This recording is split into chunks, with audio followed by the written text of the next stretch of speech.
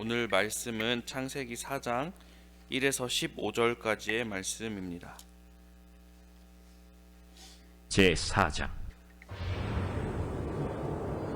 아담이 그의 아내 하와와 동침하매 하와가 임신하여 가인을 낳고 내가 여호와로 말미암아 득남하였다.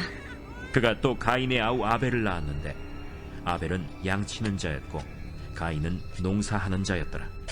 세월이 지난 후에 가인은 땅의 소산으로 제물을 삼아 여호와께 드렸고 아벨은 자기도 양의 첫 새끼와 그 기름으로 드렸더니 여호와께서 아벨과 그의 제물은 받으셨으나 가인과 그의 제물은 받지 아니하신지라. 가인이 몹시 분하여 안색이 변하니 여호와께서 가인에게 이르시되 네가 분하여 함은 어찌 됨이며 안색이 변함은 어찌 됨이냐. 네가 선을 행하면 어찌 낯을 두지 못하겠느냐. 선을 행하지 아니하면 죄가 문에 엎드려 있느니라. 죄가 너를 원하나 너는 죄를 다스릴지니라. 가인이 그의 아우 아벨에게 말하고 그들이 들에 있을 때 가인이 그의 아우 아벨을 쳐 죽이니라. 여호와께서 가인에게 이르시되 네 아우 아벨이 어디 있느냐. 내가 알지 못하나이다. 내가 내 아우를 지키는 자니이까? 네가 무엇을 하였느냐. 내 아우의 핏소리가 땅에서부터 내게 호소하느니라. 땅이 그 입을 벌려 내 손에서부터 내 아우의 피를 받았은즉 내가 땅에서 저주를 받으리니 내가 밭을 갈아도 땅이 다시는 그 효력을 내게 주지 아니할 것이요 너는 땅에서 피하며 유리한 자가 되리라. 내 죄벌을 지기가 너무 무거우니이다. 주께서 오늘 이 지면에서 나를 쫓아내시온즉 내가 주의 낯을 배웁지 못하리니 내가 땅에서 피하며 유리하는 자가 될지라. 무릇 나를 만나는 자마다 나를 죽이겠나이다. 그렇지 아니하다. 가인을 죽이는 자는 벌을 7배나 받으리라. 하시고 가인에게 표를 주사 그를 만나는 모든 사람에게서 죽임을 면하게 하시니라. 아멘. 네, 어제 3장 그 마지막 부분을 통해 그 죄의 결과로 심판을 받아 낙원에서 쫓겨났던 그 아담과 하와의 모습을 보았습니다. 이제 아담과 하와는 죄를 짓고 내쫓겨 이 땅 가운데서 고군분투하는 인간의 이야기를 시작합니다. 그런데 이 이야기 시작 또한 죄의 이야기로 시작합니다. 바로 오늘 본문이 인류 최초의 살인사건을 다루고 있기 때문입니다. 본문을 우리가 오늘 알아가며 오늘 우리에게 말씀해 주신 하나님의 뜻을 깨닫는 시간 되기를 원합니다. 먼저 본문은 1절에서 2절을 통해 아담과 하와가 자녀를 가졌다는 이야기로 시작합니다.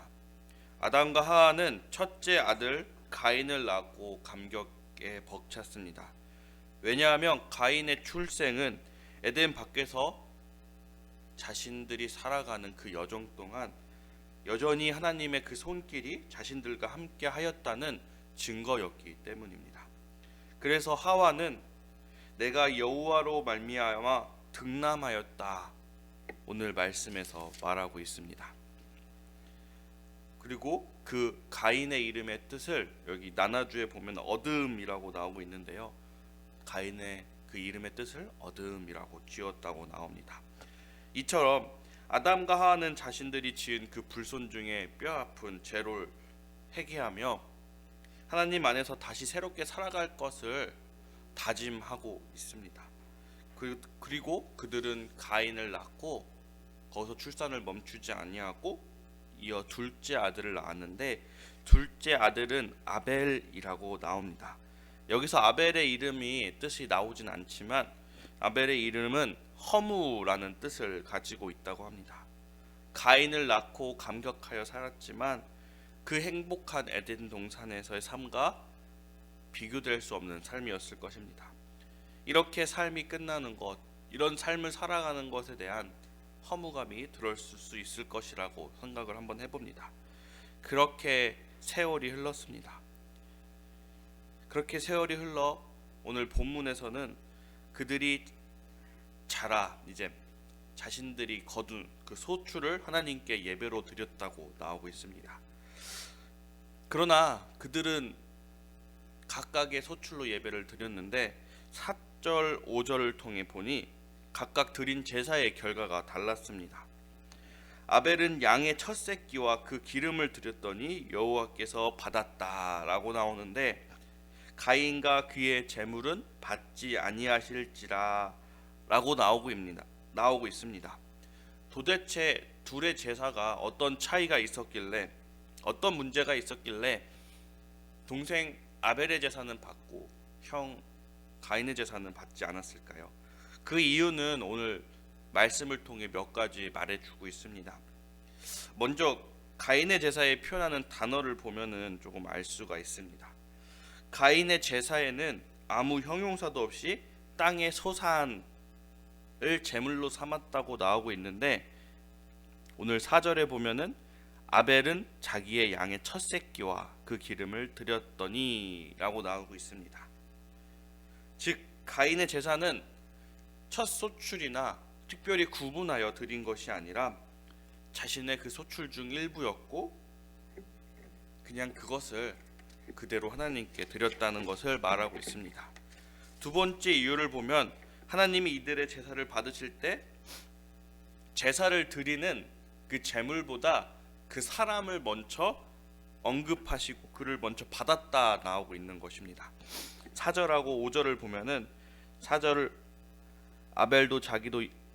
아벨은 자기의 양과 첫 새끼와 그 기름을 드렸더니 여호와께서 아벨과 그의 제물을 받으셨으나, 5절도 이제 가인이 먼저 나오고 그의 제물 이렇게 나오고 있습니다. 오늘 이 말씀을 이렇게 하나하나 보면서 생각했을 때 하나님은 제물이 중요한 것이 아니라 그 제물 또한 그 하나님을 바라보는, 하나님을 생각하는 그들의 마음의 중심에 있지 않나라고 생각을 해봅니다. 그 마음의 중심, 그 예배를 드리는 사람이 중요한 것 같습니다.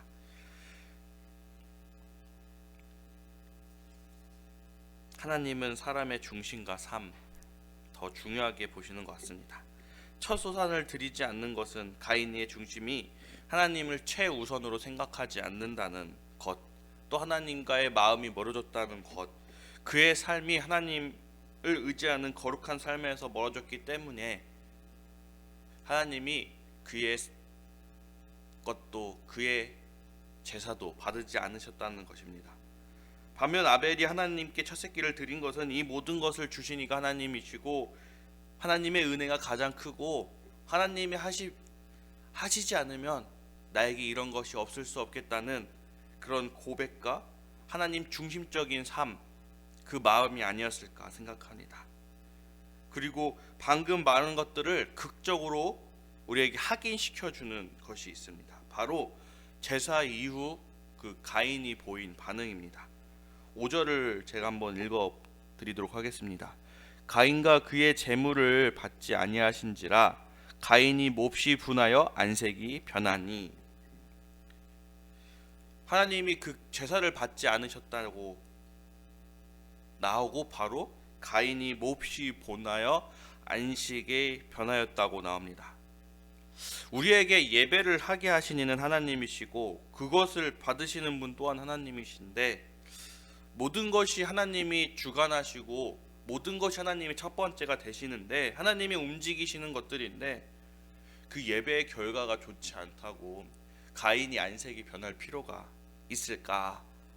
그가 분할 필요가 있을까라고 생각을 한번 해봅니다.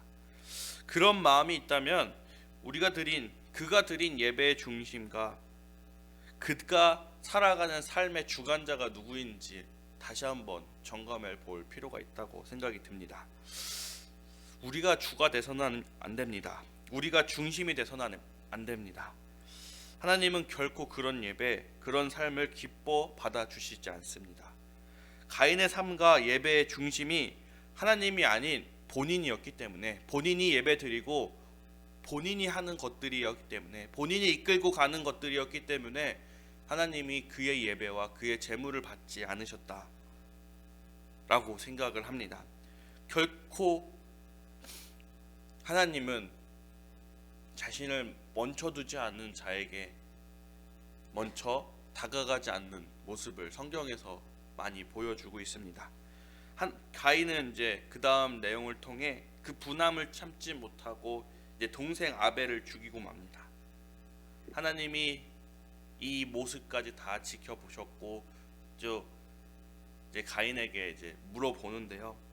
가인이 이제 하나님이 동생이 어딨냐라는 이 질문 가운데 오히려 내가 동생을 지키는 자입니까? 따지며 묻습니다. 그리고 하나님은 그 가인에게 죄를 즉 심판을 하십니다. 9절에 나타나는데요. 여호와께서 가인에게 이르시되 내 아우 아벨이 어디 있느냐? 그가 이르되 내가 알지 못하나이다. 내가 내 아우를 지키는 자이니까. 이르시되 내가 무엇을 하였느냐? 내 아우의 핏소리가 땅에서부터 내게 호소하였느니라. 그리고 11절에 땅에서 저주를 받으리라 나옵니다. 가인이 아벨을 죽였고 그 가정 속에서 하나님이 다시 한번 재차 물었지만 핑계하고 따지는 모습, 아담과 하와의 모습, 그 전에 우리가 쭉 봤던 내용 속에서도 계속 반복되는 내용이었을 것입니다. 그러나 가인은 이 심판이 너무 자신에게 무거운 것이라 호소를 합니다. 하나님은 15절을 통해 그 심판의 무게를 덜어주시고 계십니다. 인간의 첫 번째 이어 첫 인류의 살인까지 인간의 죄악과 하나님의 심판, 그리고 하나님의 그 구원의 은혜와 사랑이 짧은 이런 말씀의 전개 가운데 계속 반복해서 이어지고 있습니다. 앞으로 우리가 말씀을 계속 보다 보면 특히 구약에서는 이 패턴 계속 반복해서 나올 것입니다. 하나님은 우리에게 은혜를 주셨고 사랑을 주셨지만 인간은 자기 중심적이고 하나님을 멀어지고 자기가 우뚝 서려는 그런 마음 가운데 또 다른 우상들을 섬기고 죄악 가운데 있고, 하나님은 그들을 심판하시고 다시 부르짖고 하나님이 다시 은혜와 사랑을 허락하여 주시는, 구원해 주시는 그 역사가 이 이스라엘 역사 가운데 계속 반복됩니다. 어제와 마찬가지로 우리는 죄를 짓고 하나님을 떠났고 멀리하였으나 결국엔 하나님은 우리를 사랑으로 다시 품어주신다는 것, 다시 말씀 속에서 확인할 수 있습니다. 그래서 우리가 이 말씀들을 볼 때마다 계속해서 마음에 새겨야 되는 것은 우리가 하나님께 멀리 가지 않기를, 하나님의 그 마음을 우리가 그 마음에 새길 수 있는 그것이 되기를 바라며 계속 말씀을 새기는 것 같습니다. 하나님의 말씀들이 우리 마음 내에 새겨지길 원합니다. 그래서 우리의 삶이 하나님 보시기에 좋은 그런 삶이 됐으면 좋겠습니다. 우리의 삶이 하나님께 드리는 예배 되길 원합니다. 우리가 삶을 통해 하나님을 증거하며 그 삶의 예배를 드리며 나아갈 때 하나님이 나의 중심이 되시고 나의 모든 것, 나의 첫 번째, 내 인생의 주관자가 되실 때 하나님의 그 선하신 손길이, 그 하나님의 은혜가 우리의 삶 가운데, 우리의 인생 가운데 계속해서 임하실 것입니다. 우리는 멀어졌으나 계속해서 사랑하시는 그 하나님의 은혜의 손길을 우리의 삶 가운데 계속 누리며 나아가는 우리 성도님들 되기를 원합니다. 기도하겠습니다. 사랑과 은혜가 많으신 하나님 아버지, 우리는 죄악 가운데 거하며